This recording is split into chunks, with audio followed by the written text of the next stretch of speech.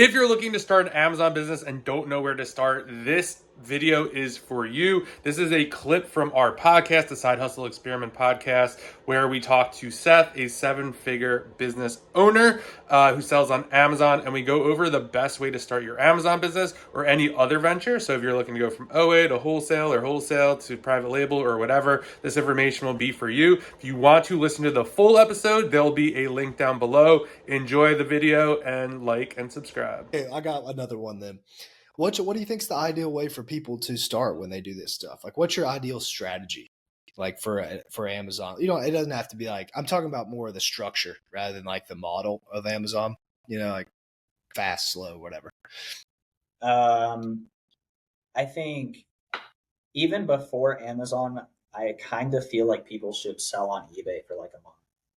Like they should like it's hard to jump straight into Amazon and like all these people are like, yeah, let's start doing online arbitrage at like 30% ROI and just like buy this apparel. Like I think that works for people who have resold in other capacities before. So you need to kind of like have resold in other capacities. Like I think you should be doing something really high ROI because like I tried to get my dad to start, for example, and my brother as well. And like at the time I thought like it was perfectly feasible. Like, yeah, like you can buy items from eBay, you can sell them on Amazon for 40% ROI, you can use a prep center, like you can do it 10, 15 hours a week, it's fine. Like that's kind of the dream, what everyone wants. And like, yeah, cool, I'll make my 1, 2, 3K profit a month. But like number one, I think the margins are too small for a beginner because like if you make a mistake, like if you forget about your unfulfillable inventory, like suddenly you've lost $2,000 and like suddenly this whole venture is like gone. That's just like one mistake you can make. And you're doing this at 40% ROI. So if you had been doing this at 90% ROI, you at least would have made a little bit of money if you had made that mistake. But you didn't because you were just like, you're bad at sourcing.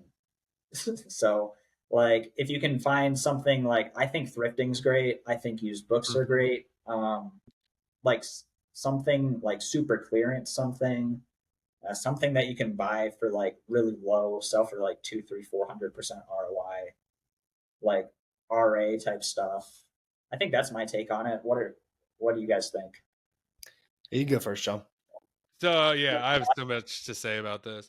I really like that take. I always because when you said that exactly, like a lot of people that just go into Amazon and do the apparel thing OA, they were flipping sneakers on, I don't even know the apps, or eBay, or they're getting the hot drops and whatever. And I think for me, I started doing Facebook Marketplace. I always recommend kind of starting locally. eBay is good too, just because like if you don't get this crazy rush of adrenaline because you paid like $10 for this and sold it for 50, if you're like, oh, like I don't have to go meet Seth, like this is annoying, like this is not for you. Like I remember buying a set of chairs for $10, selling it for 40. Like it was $30. That was like probably my favorite sale like ever reselling, and I've made much more money than that. I was like, this is amazing. Like I need to get more chairs, or I need to get more this or more, and it was just like got me going. So like if you don't get that, you're like, like I'm tired of like messaging people on Facebook. Like I feel like if you don't get like hooked like that, you're not going to get hooked on Amazon. And like trying to do it locally, or even just stuff in your house, like just look at your house and be like, oh, I don't want this anymore, list it on Facebook. And if you're not like, oh wow, like that was crazy, like I can't believe someone paid me like $50 for this like old iPhone that doesn't even work, like I need to figure some more stuff out, then Amazon won't be for you. I think a lot of people see like the dream of Amazon, but to kind of get it set up and get the softwares, like I would say like you'd want to know if reselling is for you before you kind of went that route. So I would agree with you. Start on another platform and then work your way over now. Because it's also really easy to build capital. Like I was able to make like 15, 20 grand flipping furniture. Right. So my Amazon journey started much differently. I didn't start I mean, the furniture business started with $10, but like I started my Amazon journey with a lot more money than And most it's would like have. it's hard to say like from our point of view that this is a major hurdle for beginner, but like a beginner who's never sold anything, they don't know how to ship an item. They don't even know what a freaking poly bag is. That's a good They point. might not even have a box. Like they might not have a printer. I know when I first sold my eBay, like my first eBay item, like I tried to sell like my old computer and I nearly got scammed. So like people will like pay, but they haven't paid. Like your item is sold, but it's not actually sold. And like you get really confused about that stuff as a beginner. So like honestly, like Facebook Marketplace is a good way to Yeah, get started. Like can you not like meet somebody at the police station and like sell this Exactly. iPhone for $30? Like I it's agree. not. I think it's I think people think that this business where it's like easier, like reselling is a simple concept. You buy low and sell high. I think getting straight into the Amazon stuff is a little bit like you said, there's just a lot of risk. When you're running a low margin thing, you just can't make mistakes. And when you're a beginner in anything, you're going to make a bunch of mistakes. When people talk about it now, if they're like really early on or whatever, I'm just like, don't even do it. Like you need way more money so you can like lose your way to success here. I would just recommend doing some service business like mow grass, shit like that, and do Facebook Marketplace and yeah, build up the capital. I think trying to go from like $1,000 and get rich, it's like, dude, I think you would burn through that in like 4 days and you would never see it again. You get the softwares, you buy your first thing, you mess it up, and then there goes your $1,000. You're out of the game. And you start getting on the credit cards. I think that's probably the next thing. And then you're 20K. And you lose more money. Yeah. Yeah, I think that's kind of how it works. When you're doing an inventory based thing, which it is the simplest, it's like you just got to buy it and sell it, but it's also the biggest risk, for your capital. And it's like at worst case scenario, like if you're doing Facebook Marketplace, like I think I tried that the very first time I tried reselling. I think I bought like a snowboarding jacket, a snowboard, and like another jacket or something. And I just overpaid for them and I made like a $15 loss. Like, okay, like you're not gonna lose thousands of dollars doing that unless you're just making some terrible mistakes, I guess. Yeah, I think you have to actually have like a skill set to kind of like, or at least a business mindset to kind of get the Amazon like up and running. Like as a total beginner, like Facebook Marketplace, like you post the water bottle or the ski jacket, you don't respond to someone who messages you, whatever, no big deal. Like you don't ship something out for Amazon, like your first like shipment or like the first merchant fulfilled order, like your account's on the verge of like deactivation. Like you're pretty much almost done. And it's just like, so I'd like to be like you just kind of like level up. And I do think like, I don't know, like I always get this question like, oh, like what's the amount of money you can start with? Yeah, if you're like doing books, maybe like 1,000. I think that's like rich. Maybe you get away with 500 doing books. But if you want to do like RAOA, I think it's closer to 5 grand at least, because if accounting for mistakes, like even if you don't want to get like a listing software, like you're gonna need like at least an app and Keepa, which will run you like 30-40 bucks. I don't know. I just think there's ways to do it. Like you need a printer, right? Like you can't really get away with that. You can go to the library. Well, I guess yeah, you could go to the library. That works. But I mean, I guess in that kind of sense, yeah, you could do that. But I think it's like Just 5. like learn and just like have every sale take 45 minutes. Yeah, you can do that. Yeah. And one True. thing you'll find, one way I started to build money when I first kind of started the Amazon stuff, I just now remembered this, but I would go on eBay and find hot selling stuff. So like, I don't know if you guys ever do this, but if you get on the homepage of eBay, it'll show stuff that's like selling fast from like big companies and things like that. I would get on there and then take their listing, like word for word, everything, and put it on Facebook Marketplace and then charge $10 more and make the shipping free. And every time I get an order, I would go buy it off eBay and ship it there. I drop ship on eBay. And I think I made $12,000 in like 5 months doing that. And I did Amazon and eBay. So at Amazon, I'd go to the best sellers because I already knew how Amazon works. So I was like, I know this stuff's hot. I would import the listing to Facebook and just like make it, dude, it was ridiculous. Like there was some like covers for pillows that I was buying for 16 to 18 bucks, selling on Facebook for $35 to $40. It's 100% ROI. You don't deal with anything.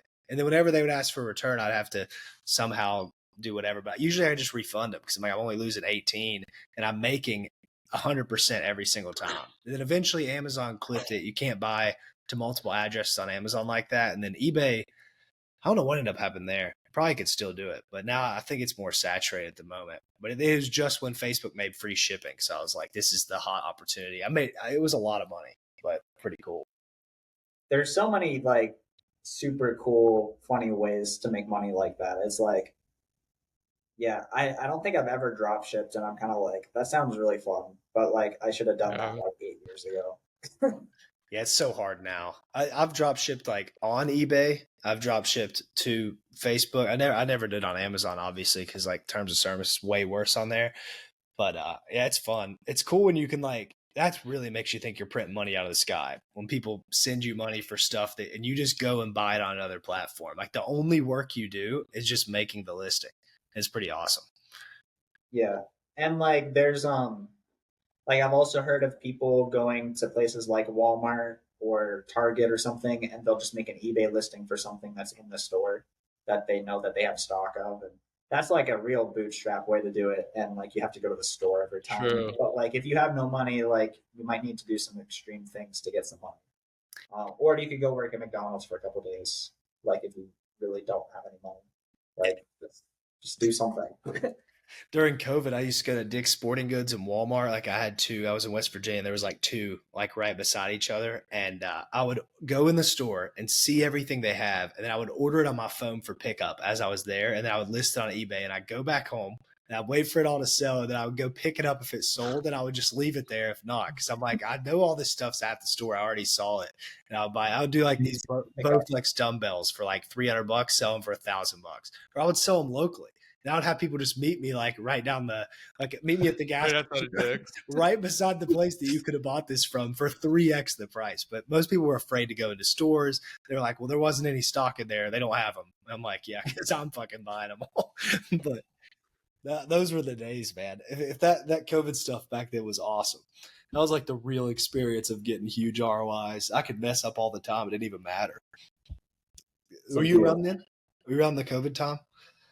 I was selling books during COVID, so I was like just inexperienced enough to not know what the hell was going on. And then as I got into it, like I looked back like a year ago, I'm like, oh, all these people I was selling books and like getting my first like RA Walmart clearance runs, like we're selling pools and weights and stuff. I think eventually like I found this discontinued speaker where it was like low supply that I was making like $150 on.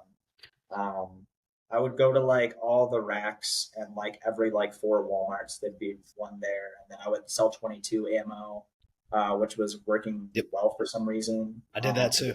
Yeah. You sold some of that too. Mm-hmm. Yeah. It was like the Crossman stuff. Like, yeah, it was pretty good. Yeah. There was one listing that was like 300 rank in like sports and outdoors. They were like hazmat or something, but like figured out how to ship them and they would sell as soon as they checked in and could never get enough of them. Yeah. It was, I think another thing we were talking about people starting out, I think nowadays it's a lot harder to find that stuff. Like you were talking about the influencer program. It's like, I didn't see proof of concept there. So I'm just like, not going to do it. Like it's hard to see like that. I feel like these days, that's kind of how the reselling stuff is. Like, I'm sure there's hot products like all the time, but depending on the time you got started, like it was really easy for me to be like, I'm doing this for the rest of my life when I would make $800 on a dumbbell or something like that. Like my proof of concept was like, this is insane. It obviously can work on a bigger scale. But nowadays, I think it's a little bit harder to find that kind of stuff. Like, I don't think there's much hot stuff. Supply chain's like probably pretty good these days. And I mean, the counterpoint to that is like my first proof of concept, like the first sale that I sold, I bought a t-shirt for $2. I sold it for $7.37. And after fees and shipping at the time, I think I made $2.17. And I'm like, oh my gosh, I made my first money. Like I walked to the library and I printed my label. I took my photos outside on like a white and black like photo background. And like, wow, okay, so I need to just do more of this. and like didn't make much money for a long time. Like it was really like bad money for a long time. Eventually I was like, okay, like I'm repping these soccer games and like I'm selling these dumb necklaces from AliExpress and like making more money than my refereeing game. And like I think you can get proof of concept. It's easier if you have an $800 profit dumbbell. Yeah. Yeah. But I don't think like maybe people get proof of concept. But I think the problem now, like back then, there wasn't much comparison. Like you were just like, I just made $3. Like this is awesome. These days, it's like a lot of times people get into this because of social media. It's like you saw some guy make 10 grand. Now you're making like $4 on like a bar of soap or something. You're like, I don't understand how this is even possible. Or you make a mistake quick and you're like, well, this guy's making all this money. Why can't I make all this money? It's like, yeah, because he does it all the time. That's kind of how the influencer program was for me. Like, kind of like you were saying, is like when I made my first, I think it was like 67 cents. I was like, damn, like this is awesome. Like this work. Like I'm making so much more money doing online arbitrage. But I guess maybe like it's just where you're at in business. Like I like saw it as books, and like that's kind of how books were. I think I made like $1 on my first book, and then the first month it was like a couple $100. I was like, yeah, but like you're just making like these dumb little videos. Like there's something here, and then like things just start to click. Like maybe if that was my first venture on Amazon, I'd be like, oh, this is stupid. But like that's exactly how like books took off for me. And kind of OA too. It's like, oh, it starts really, really small, and then you just get a taste for it. You start to get systems down, and you're like, okay. And then like month 5, you're like, I can't believe this is happening. Like it's this big, and it's still very small, but it's like, wow, in 5 months time, like I was able to do this much. And I think, yeah, if you're not excited about that first 36 cents or dollar, it's going to be a rough go for you.